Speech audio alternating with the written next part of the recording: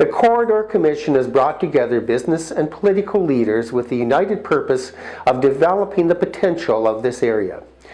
We have seven municipalities along the Parkway Corridor. We each have strengths that we bring to the table. The take-home point is we are stronger united. We will accomplish more as a team. The St. Lawrence Corridor Economic Development Commission has a talented and dedicated board of directors working together to forward this region.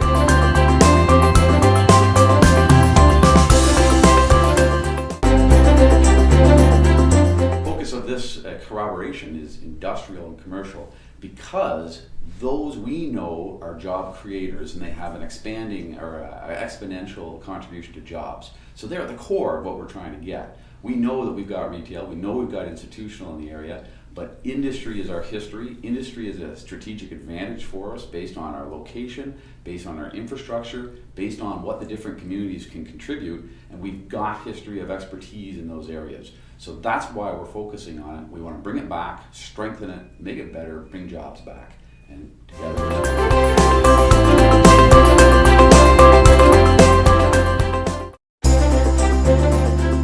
And so we have ourselves now organized and with a commissioner to be able to pursue industry to come back into the chemical park. And I think we're well placed to do that. Have a chance now of meeting some of the commitments we have said of instant results. So I'm looking forward to what will come out of this.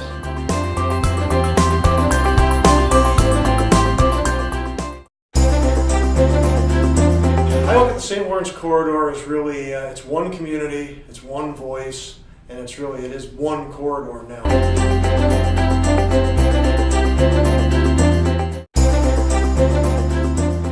No one municipality has all the resources to do economic development the way it should be done.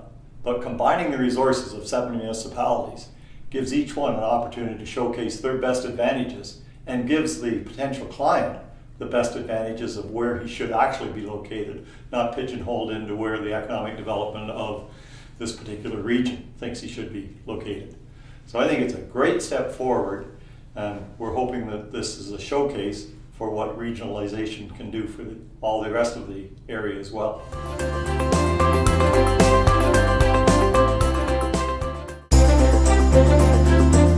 As we all know, for the last 30 or 40 years, it's been pretty much a one-way street. A lot of manufacturing has left North America, gone to lower cost countries.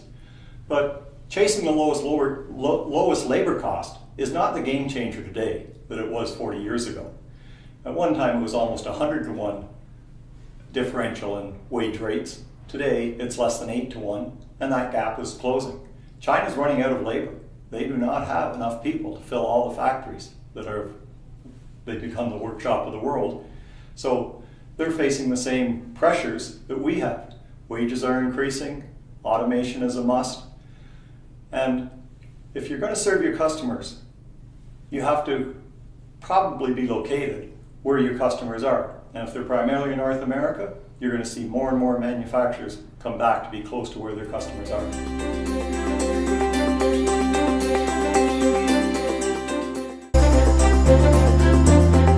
Regionalism is what we need here. We really are.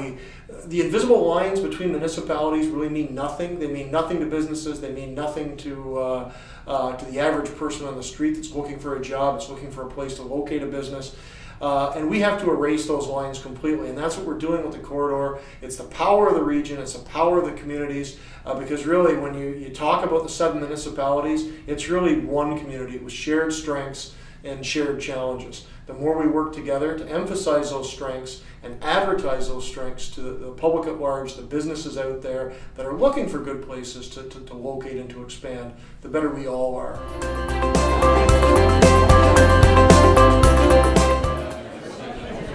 Evening, everybody. We're going to get started.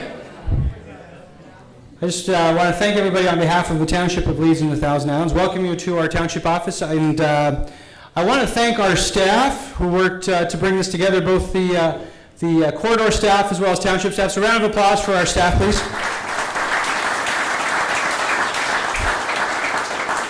I was glad that the corridor team did shop local, and we want to thank the Lansdowne Fresh Mart, who supplied the food for us, so keeping things local. I want to thank you for joining us today. I think one of the commitments that we made when we formed the St. Lawrence Corridor Economic Development Commission was to make sure that we were open and transparent and to communicate regularly about the progress that we're making. So we've been using semi-annual events such as today's as a way to ensure that we're living up to those values that we've established. Today, you're going to hear an update on our progress, and the good news is that progress is accelerating. At our last meeting, we announced a partnership with the Bioindustrial Innovation Canada, known as BIC, and today we're going to hear from 3 speakers on what we've accomplished to date, what our plans and commitments to review with you are at the next meeting 6 months from now. So today you're going to hear from MPP Steve Clark, our Minister of Municipal Affairs and Housing, Mr. David Beattie, who's the Chair of the St. Lawrence Corridor Economic Development Commission, and Mr. Charlie Mignon, who's the Commissioner of the St. Lawrence Corridor Economic Development Commission. Now, Mr. Clark is in the legislature today. Notwithstanding, he sends his regrets for not attending in purpose. Sorry, that was a bit of a joke for those. He wanted to ensure that he was able to deliver a personal message, so he recorded the video that we're going to see next. Good afternoon. I regret that my schedule did not allow me to join you in person today, but I'm pleased to say a few words from Queen's Park and bring greetings on behalf of the province of Ontario. Off the top, I want to congratulate the St. Lawrence Corridor Economic Development Commission on your 1-year anniversary. It's been a busy year, and I know everyone involved is working hard to build the foundation for economic prosperity in the St. Lawrence Corridor region. We've already had some good news announcements to celebrate over the past 12 months. The corridor has so many advantages that give us a tremendous opportunity to attract new investment in everything from agribusiness and advanced manufacturing to the bioindustrial and chemical sectors. But the key to capitalizing on our potential is the decision by Leeds in the Thousand Islands, Front of Young, Elizabethtown Kittley, Augusta, Brockville, Prescott, and Edwardsburg Cardinal to take a cooperative approach on their attraction and retention efforts by coming together to form the Commission. Your commitment to collaboration is a game changer in such a competitive economic development climate. I can't thank Charlie and the board enough for their regular updates and for engaging me in your discussions and activities over the past year. I value the strong relationship we have built and our shared priority of bringing new jobs and investment to Leeds Grenville. I look forward to continuing to work closely with you as your MPP and a member of Premier Ford's cabinet. As a government, we are sending a clear message to investors at home and abroad that Ontario is open for business. And that's more than a slogan. We will bring good-paying, good-quality jobs back to the province by lowering taxes, stabilizing hydro bills, and cutting job-killing red tape. That's the kind of climate that can only help you attract new investment and give our existing businesses the confidence they need to expand. In closing, please know that my door is always open to hear from the Corridor Commission and industry leaders about how our government can help you succeed. Again, thank you for this opportunity, and I look forward to joining you at your next event. I would now like to introduce our chair, Mr. David Beattie, who's going to keep you informed about our progress. Mr. Beattie.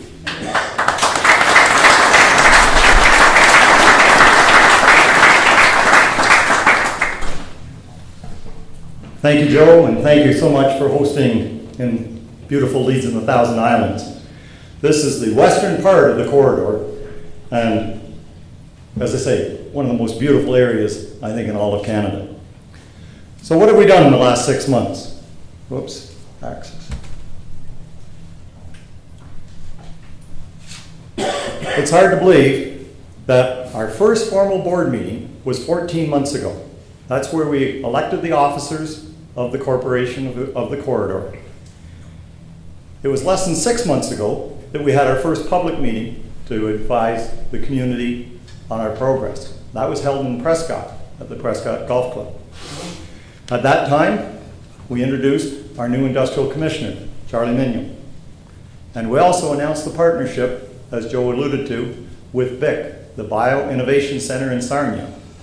And they partnered to create BIC East with Joe Hendricks as the Eastern leading division. And Joe is the leader here Joe, put up your hand so people can see what BIC is all about, our partner. So we're a fast-moving organization, and we have to be. The 7 municipalities that fund the corridor have made a 3-year commitment.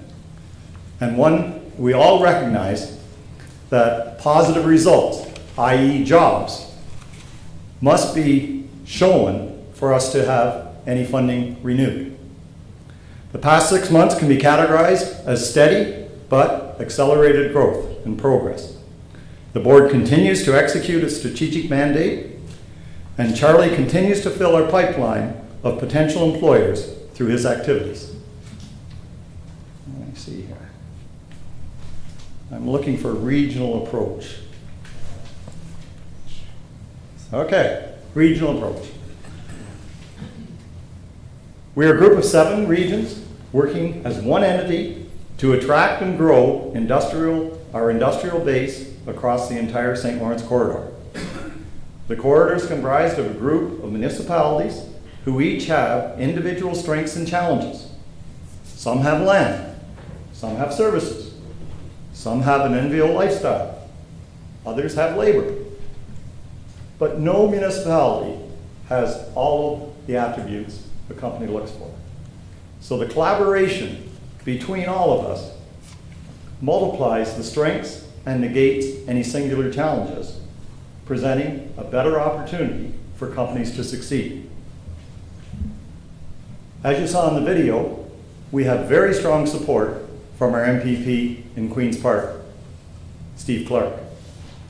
We also had very strong support from our late MP, Gord Brown.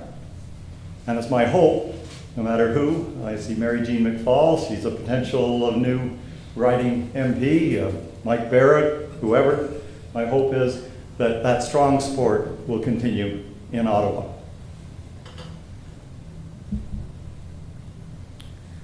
So we talked about the regional teams, the 7 municipalities. Each municipality mayor is on the corridor board. Each municipality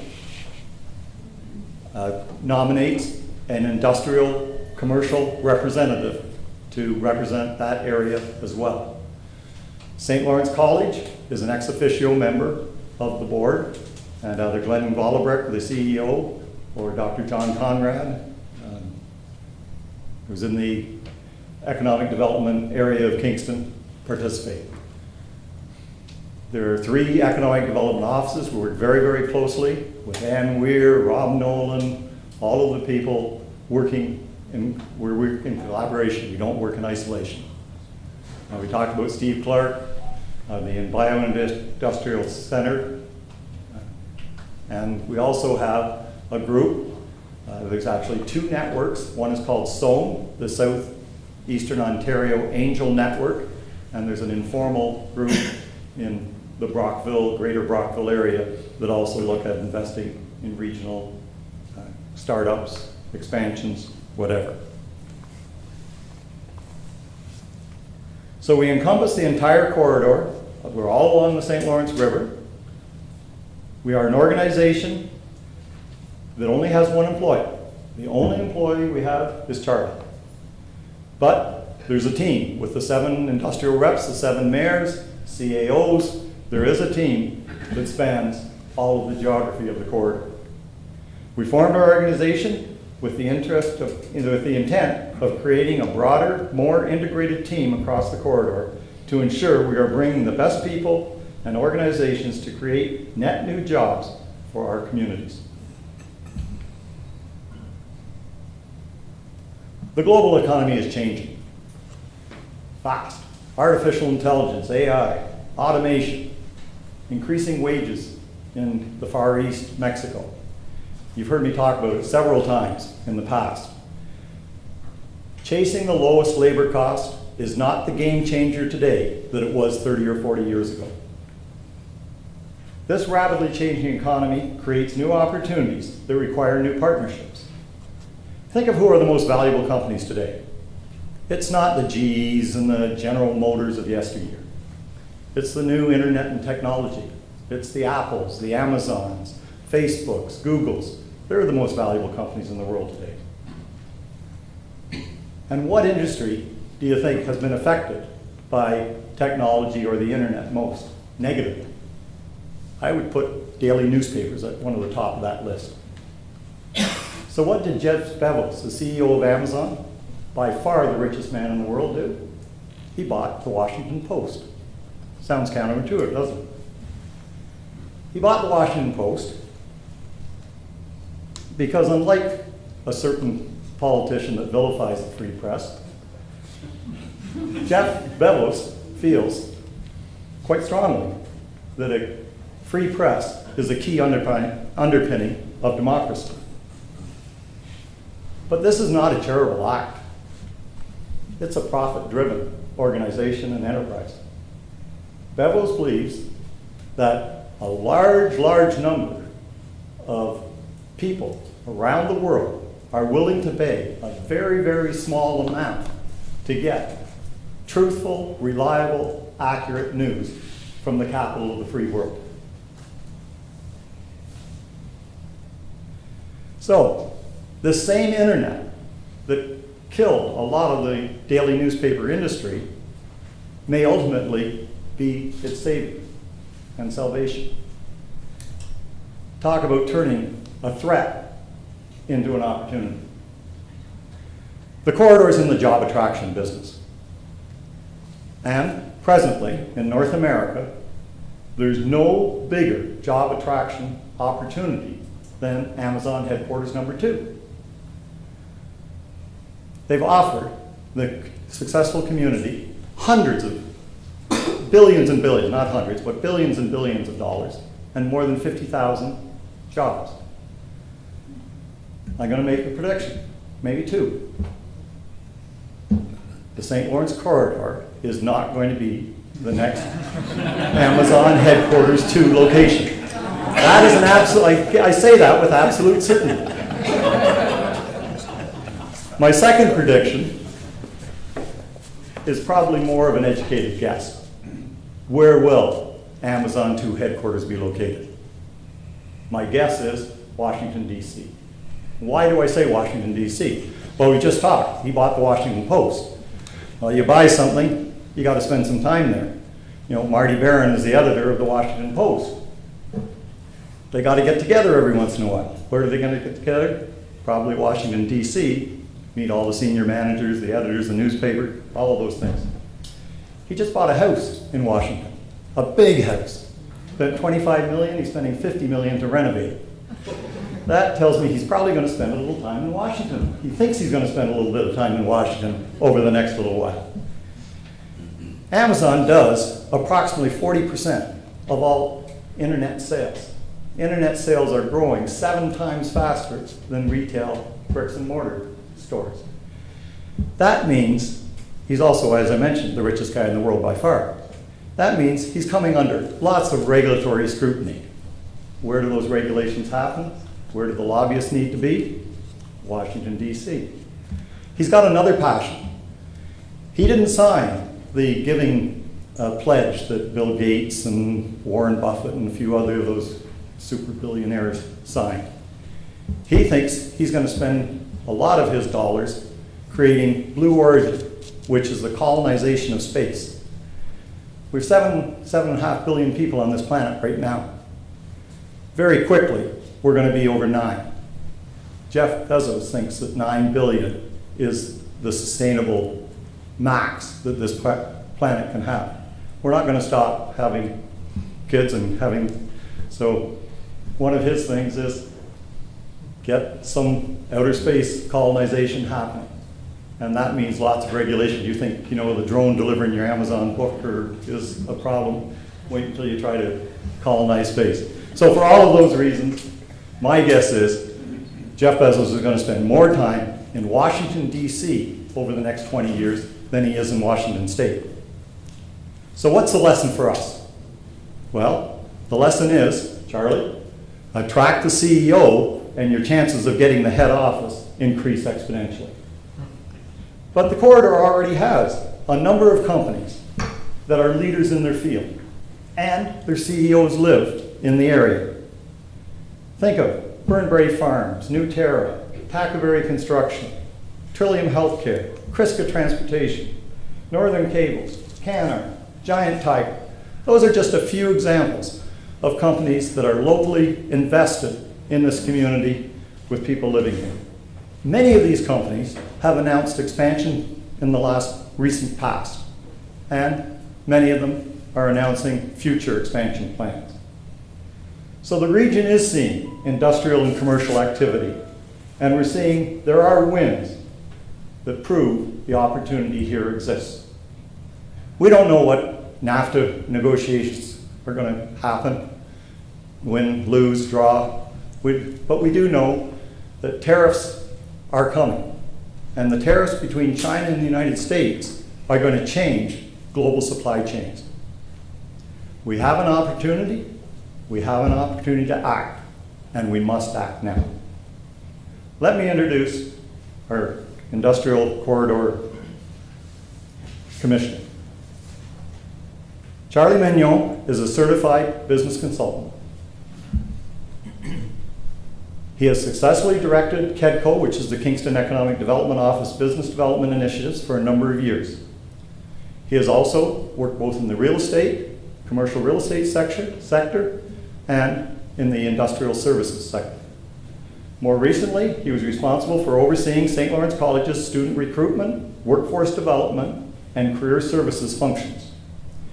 He's also an adjunct professor at the Smith School of Business at Queen's University, where he teaches business consulting and sales management strategy. Please welcome our Industrial Commissioner, Charlie Mignon.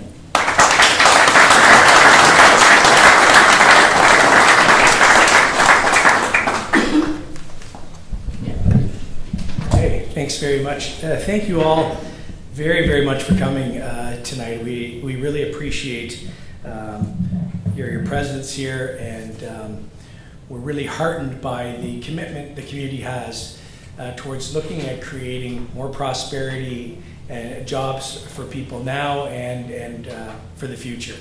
And that's very motivational. It certainly motivates me, and I feel very blessed to have a board that's so engaged in that, have both businessmen like Mr. Beattie and the mayors that are trying so hard to make this region more prosperous and for us to have a better future. And so I'm really appreciative of those efforts, and appreciated the insights David provided today. That very, very interesting for sure. Lots of lessons to learn from the global economy here for us. So I'll get into what I'm hoping to talk to you about. First and foremost, as David said, I'm the single employee of the corridor, and my commitment is to provide firms that are thinking about moving or expanding to our region with dedicated professional support. And I think that we take this very seriously. We understand that there's a big challenge here, and we're going to work very hard at providing the best, most professional advisement possible to clients. So our mission, just to go over broadly, although David did a great job of summarizing it, we're looking at trying to attract new industrial and commercial firms to the region. We're looking at trying to help local companies expand in significant ways. And we are very focused on creating quality employment for people in this region. And that's our mission. In terms of our focus, we're focused on four key industries, or four key sectors rather. The agribusiness, the bioindustrial chemical sector, logistics, warehousing, supply chain management, and advanced manufacturing. And we feel that a disciplined approach focused on these areas will bring us the greatest yield in terms of both firms coming and quality jobs and opportunities. In terms of the services we provide to clients, we've defined them to 6 key services, and those services are providing business intelligence to clients, providing demographic information, information about the local economy, insights into workforce skills, those kinds of that kind of data. Access to partnerships, we will do advocacy work, site tours and site locations, helping folks get involved in the community to understand what the community has to offer those firms. And finally, access to capital, which is often a challenge. So in terms of challenge, we know that the landscape is changing here, as David alluded to earlier. And we know that that branch plant economy that we relied on really since the end of the war, the Second World War, has shifted and changed and disappeared in many ways. So that old economy is gone, and we need to understand how to get in front of that challenge. That change is, of course, causing all sorts of issues with labor and labor skills, and we need to understand that as well. This is a great graphic that I've put up here that shows you two real critical issues. In the last 10 years, the workforce has had to diversify. Jobs have diversified. The Ontario economy is diversified. The corridor has not diversified as quickly as the rest of Ontario. And what you see here, that big negative line is manufacturing. And manufacturing has shrunk over the last 13 or 14 years in Ontario by about 40%. And so we need to figure out how to get ahead of that. And that's what we're dedicated to doing. That shift has caused other issues that are problematic for us.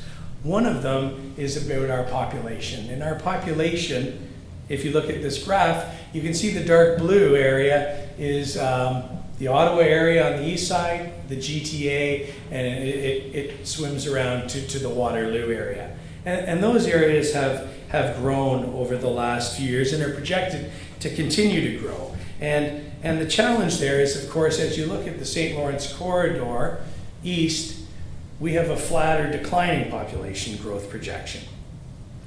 This graphic is helpful to outline that more so. What you see is the bottom line is rural Ontario in terms of growth. And so again, what you see is flat growth or slightly declining growth, which is what we're experiencing in Eastern Ontario. The top line, of course, is metropolitan areas and this shift to workforce movement into metropolitan areas. The other challenge we have, of course, is as that occurs, we are now projected to start having more senior citizens living in the region than children. And of course, that creates a whole other set of workforce problems. Here's a great graphic that explains this or encapsulates this in a nutshell. As you go from left to right, you can see that's age. And what you see is people between the ages of 25 and 55, which are typical workforce ages, they're leaving the area. And what you see further on is people between the ages of 55 and up are coming or staying.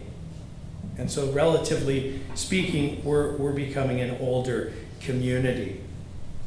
This has other issues as well as the economy moves and changes. And maybe I'll just bring this into view a little closer. What this shows is average income.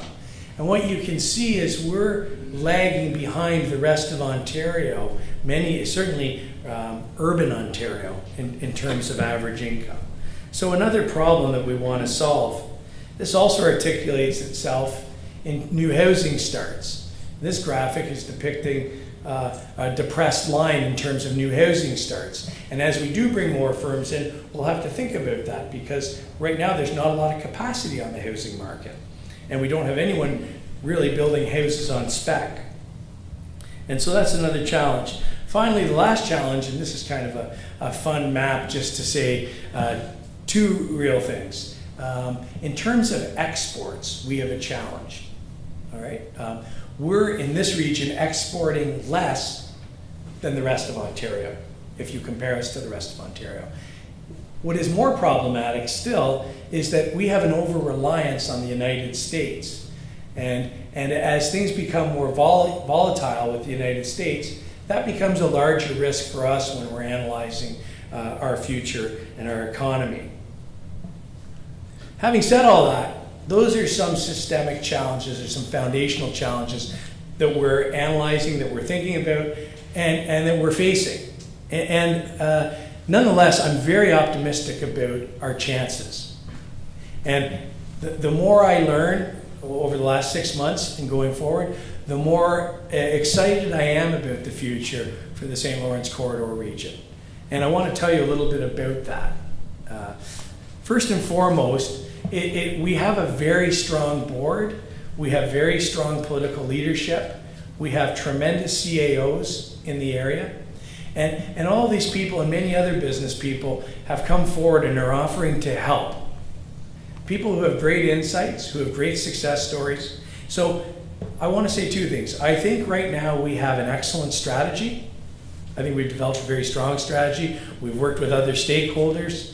We've talked to folks and gained insights from everyone from Kingston and Kedco to Choose Cornwall, and everyone in between has contributed and offered to help and collaborate and support. And so that's good news. And that kind of collaboration is really what drew me to this opportunity and this job. I think it's also a model for the future in Ontario, this kind of regional approach, pooling resources, working as a beacon to attract investment and jobs.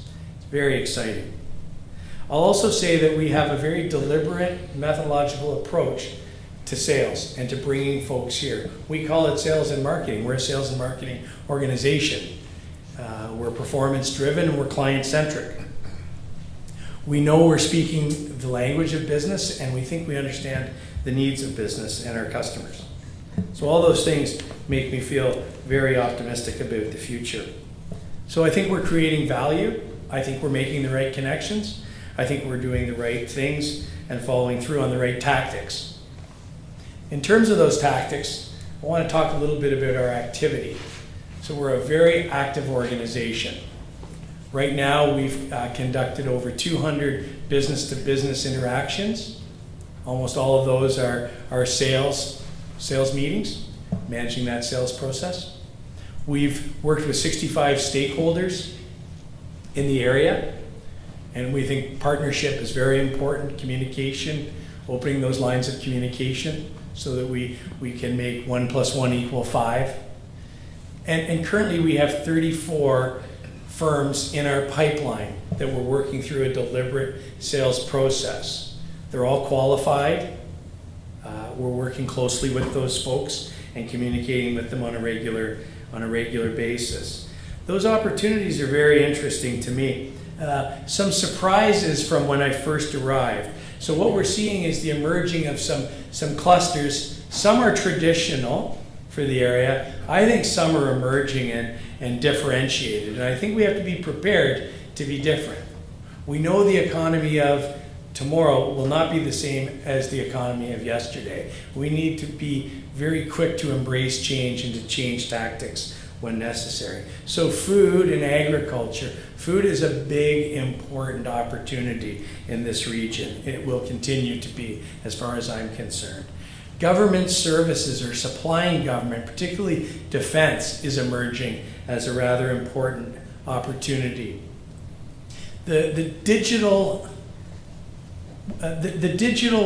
sector is interesting to me. When I first started studying this last February, I didn't expect digital on its own to be a cluster that's emerging and moving forward. But there's some evidence that that's very important. As David Beattie will tell you, it's hard to silo digital because we know that every manufacturer, every successful business is having to adopt AI, is having to develop machine learning, et cetera, et cetera. However, on its own, it's also, I think, an independent cluster that's emerging here. And of course, advanced manufacturing and environmental sustainability businesses. If you look at our pipeline, they're becoming more important. And you can see here, these are the opportunities on this graphic that represent those clusters. And so you can evaluate for yourself that those 34 opportunities are fairly, I think, dispersed evenly and not totally surprising, but I think the digital one is the most surprising, most interesting. we know we're adding value by the traction we're getting to clients. We know that the services we're providing are having resonance, and we think that, as they say, our value proposition is that we're a sales and marketing organization, we're customer-centric, we're aggressive, we're performance-based. And what you can see here from this graphic is that 35% of our customers are looking for business intelligence information from us. And so we're very much a reflective organization. We're using a CRM system. We're analyzing what we're doing on a daily basis. We're reflecting on it so that we continue to be better and to find better results. So 38% of our customers are looking for partnership opportunities. Perhaps it's meeting a supplier. Perhaps it's meeting another company that might buy their product locally or anywhere. The site tours are an enormous opportunity for us. We partner with many people, whether it's plant managers. Joe Hendricks has been a huge asset for us here. His background as a plant manager, and we'll continue to rely on people like that who are committed to bringing companies to the area.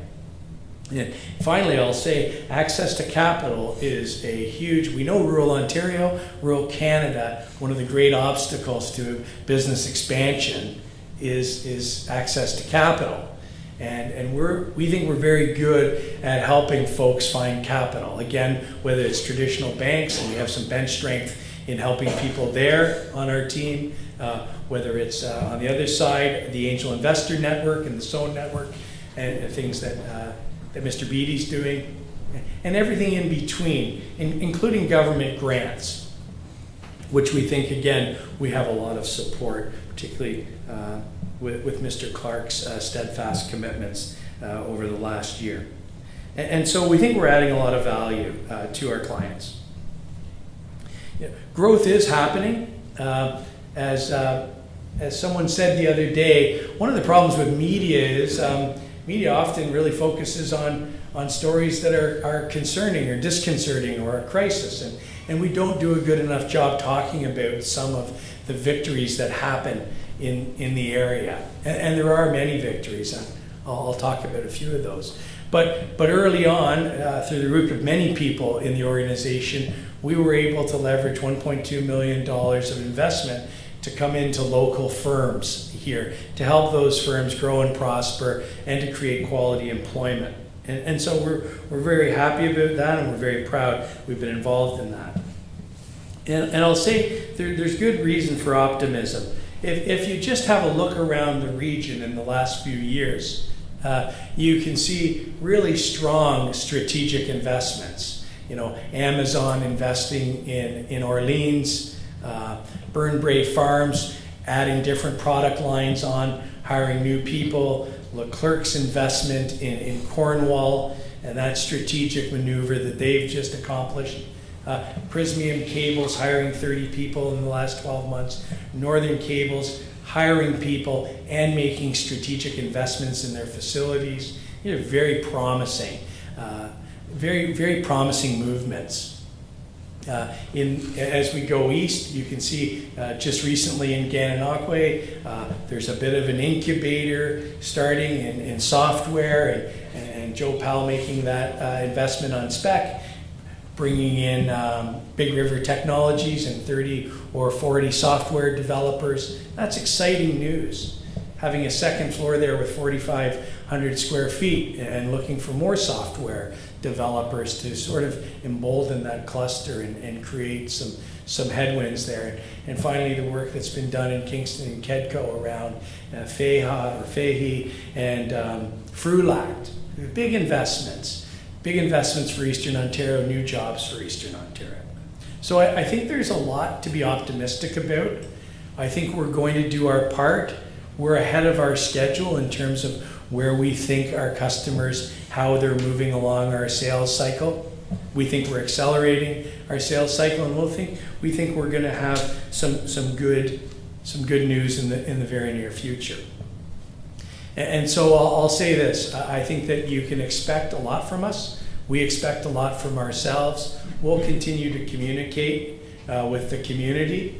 We think we're accelerating. the lead generation opportunities that exist. We're finding opportunities that didn't exist 6 months ago. We're very close on some of them. And finally, I just want to remind everyone that's in the room, this is going to be a success because of this regional collaboration. It's my job to bring jobs here, and I will do that, and I'll work very hard.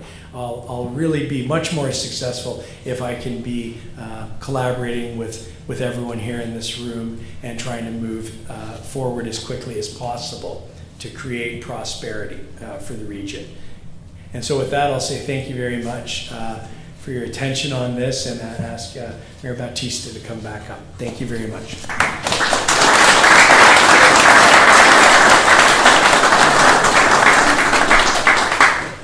So, well, thank you all for coming. I think very clear message that together we are so much stronger. I think the thing that I certainly take away is that the time is now for us. This is our area. It's a lot like the Wild West, where you're just coming into this area and realizing all the opportunity that exists.